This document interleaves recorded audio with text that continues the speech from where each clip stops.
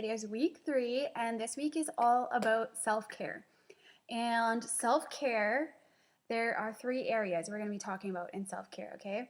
We're going to be talking about self-care for our bodies, self-care for our minds, and self-care for our hearts. And I like viewing myself as those 3 parts, and that those parts are all interconnected. A lot of times we only think about ourselves as our body and what we're producing, what we're doing, what we're accomplishing, but we are so much more than that. We also have a mind that is beautiful, that is totally like thinking all these wonderful things and doing all this work for us. And then we have our hearts, like our creativity, our generosity, like so much, like our feelings are all intertwined in all of those areas. And each area is important and each area needs to be taken care of. And just as a reminder, I really want you to not get overwhelmed with this. I want you to think of this again, not as a list of things to do, not to add to your to-do list, not to add overwhelm, not to add stress. You are doing an amazing job. You are right where you need to be. You're on a beautiful journey. And these are things to help you become more aware of where you can show yourself more love. And it doesn't mean that you have to do all of these things instantly, or you're not doing it good enough, or you're not being a good enough person, or whatever, because I find that moms get really overwhelmed when they are given these self-care lists, because it's like hard enough just to take a shower some days, you know, like sometimes it's really, really hard, and we tend to judge ourselves by focusing on where we're not enough, where we're not doing enough, right? And our goal with this whole program is to know that we are enough right now, and that we are worthy of being loved unconditionally right where we are. And I love the picture. This is what I picture in my mind when I start getting overwhelmed, or when I start feeling anxiety or panic like rising up in me. I like to see love, and for me that is Jesus. For me, that is Jesus standing there just waiting, like with his arms open, like waiting to give me like the hugest hug and give me all the love. It might be different for you, but that is personally what I believe about love, is like that's what I picture, and that I'm safe in his arms anytime I need it. Whether I feel like I've just made a terrible decision, whether I feel like I yelled at my kids, or whether I got frustrated with my husband, or whether I'm just like blew my stack and was like swearing, like whatever, like wherever I feel like I'm judging myself so harshly, I know that if I needed to, at any moment, I could turn around and Jesus would be there saying, "You are dearly, dearly, dearly loved." And nothing you can do can change that. Okay, so that has to be our foundation. That has to be where we're starting from. So I also want to open up with this. You are a woman of power and great influence in your family. Be aware of your own needs and tend to them first. That doesn't mean they always happen first in the day, but they should be your priority, because accepting love for yourself, receiving love for yourself, ensures that your cup is full and you're giving the best to your kids. Taking care of your body, your mind, and your heart ensures that you can tap into your motherly intuition with confidence. And that ensures that you are providing the best quality care for your family. Okay? One way I like to think of it is like we're the thermostats. We're the thermostats in our home. And whatever level of love and health and happiness we're at, that's the level that our home is at as well. So if we're feeling depleted and we're way down here, that's the level of our home. If we're feeling fulfilled, if we're feeling loved, if we're feeling worthy, if we're feeling healthy and energetic, that's up here. And that's not to, again, put pressure on you, to put more weight on you.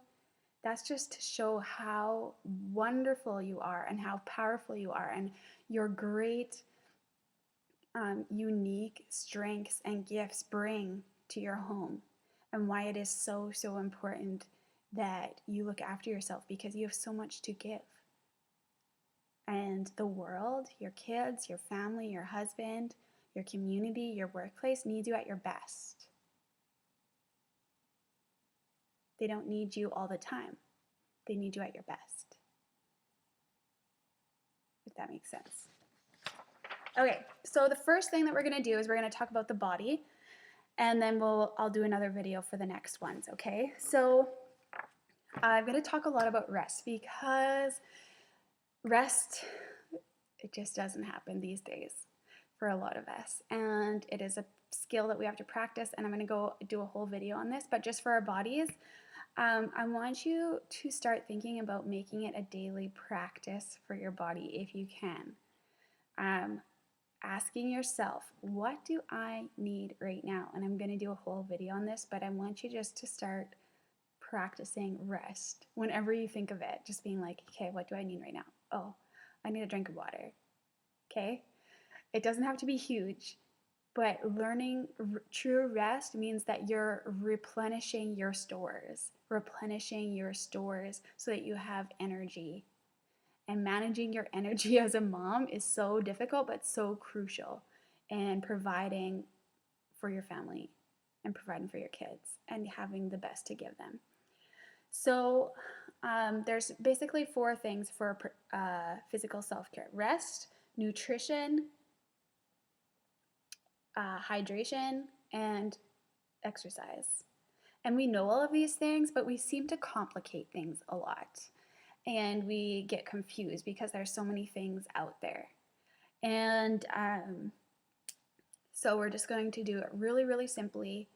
I take out all of the guesswork and just focus on what's really, really important, okay? So let's go with nutrition. Nutrition, it's so, so, so important what we eat, but it just as important as it is what we eat, it is important what we are thinking when we are eating, because we have been ingrained to think as food as good and bad. Okay? Food is just food. We need to take the guilt and shame out of what we eat. And this is really, really hard, but I want you to start thinking about the judgments that you have, the guilt that you carry for what you eat or what you don't eat. And because I'm a health and fitness coach with Beachbody, I hear this a lot, like, oh, you're really into health and fitness, so you wouldn't like this, or you wouldn't eat like this. And for me, my relationship with food is just as important as eating the right things, if you know what I mean. So I don't really, it's an ongoing relationship as well. It's not like I have a perfect relationship with food. It's an ongoing thing, but I really focus on having a healthy relationship with food. I focus on, hey, why am I eating this? Is this to stuff some emotional pain and just eat out my pain and stuff it and not deal with it? Is it because I haven't actually taken time to eat healthy and now I'm going to starve, like I'm famished, so I'm just going to eat without any self-control? Am I feeling deprived? Like I'm thinking, oh, I can't eat this, I can't eat this, I can't eat this, and I get so focused on what I can't eat that that's all I want to eat, and it's consuming my thoughts. So that is super, super important to start becoming aware of what you're eating, because food isn't really good or bad. Let's be honest. You can lose weight eating Big Macs. Okay? And there's tons of different diets out there. I'm not a dietitian, I'm not a nutritionist, but I do know this.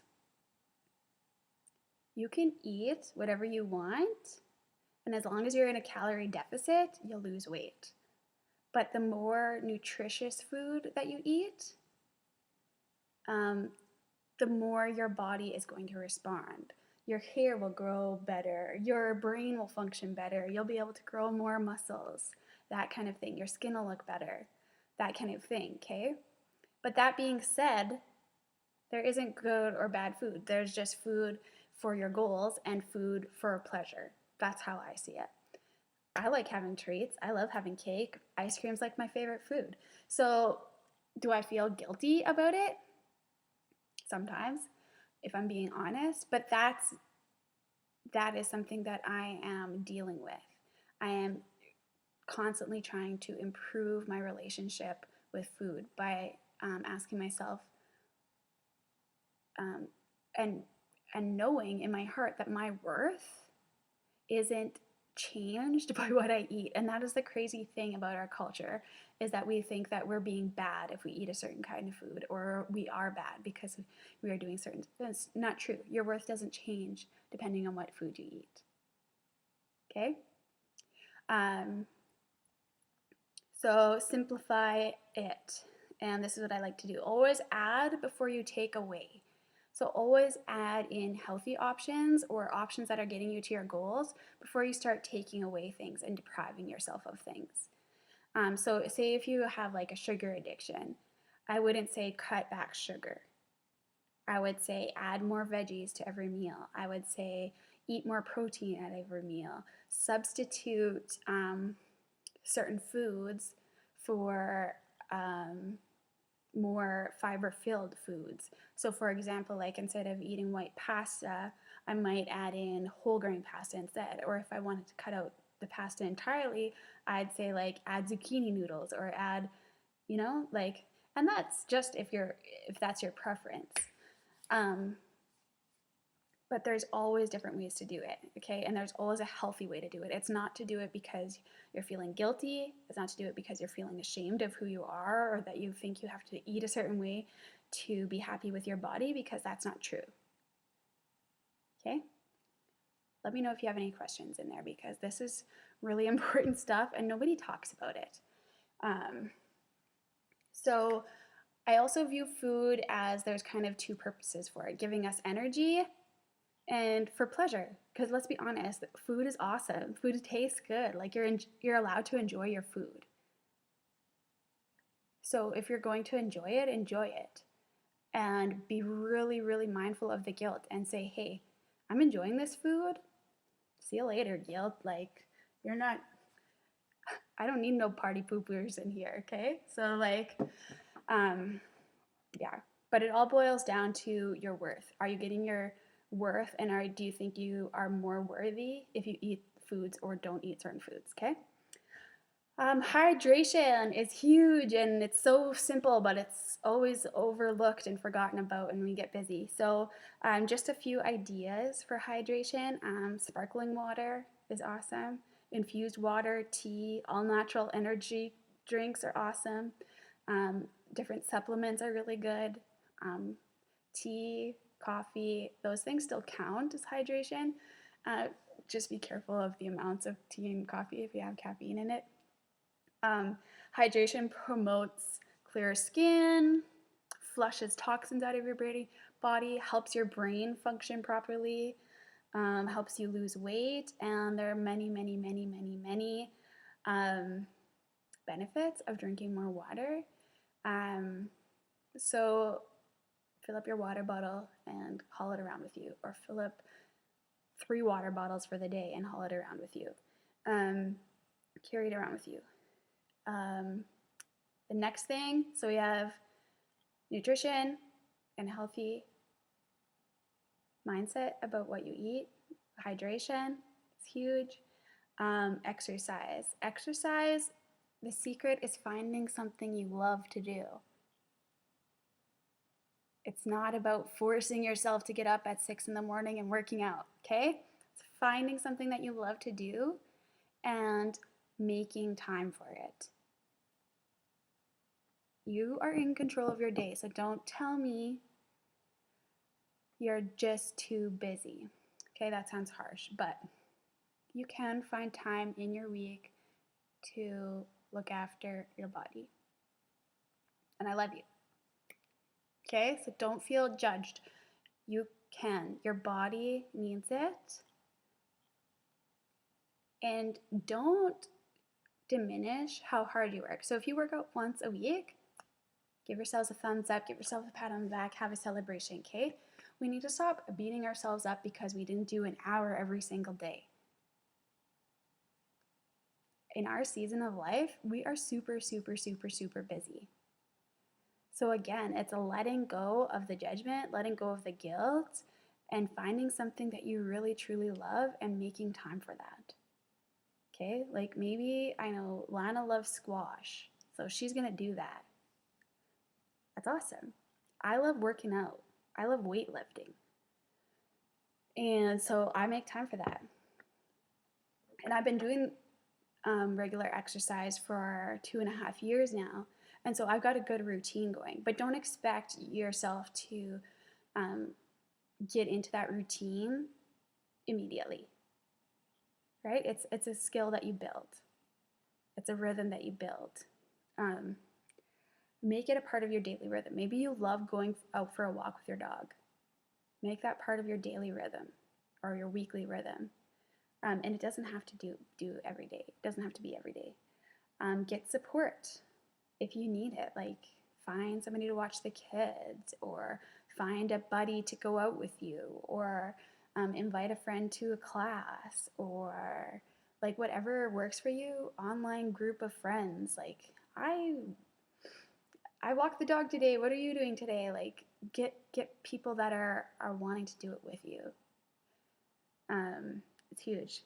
Remember, it takes 63 days to build a new habit, but in a time of change, your rhythm changes too. So like add a new baby, you're adjusting during that time. Give yourself a year to figure out your new rhythm. You've started a new job. That's a big life change. Things are going to look different. Your rhythm is going to change. And what I mean by rhythm is that you have certain things in your day that are important to you that you're working into. It's not like a really set schedule where it's really regimented, but it's a rhythm of like, I look after my body every day. So what that looks like for me is I work out every morning, sometime during the morning. It doesn't have to be like I have breakfast, I have my coffee, I read my book. We have kids, like they love schedules, but their schedule is always changing because they're always growing and learning. So we just have to roll with it and accept that in this season, there's lots and lots of changes, and that change means that we are changing. The seasons are changing, we are changing, our rhythms are flowing and changing with us. I hope that makes sense. Let me know if you have any questions about that. So 63 days to build a new habit too. So if you're starting something, remember, it takes time. So don't beat yourself up if you don't get it in the first 3 weeks. Okay? It takes like 9 weeks. And remember that what you pay attention to grows. What you invest in grows. So invest in your health. Pay attention to your needs and what you are doing well and celebrate it. Stop focusing on where you're falling short, because the more you focus on what you're falling short in, the bigger that becomes, the more it consumes you, the more you think about it, the more overwhelming it gets, because you have so far to get to where you want to be. So focus on what you're doing good. Focus on the celebrations. Love you.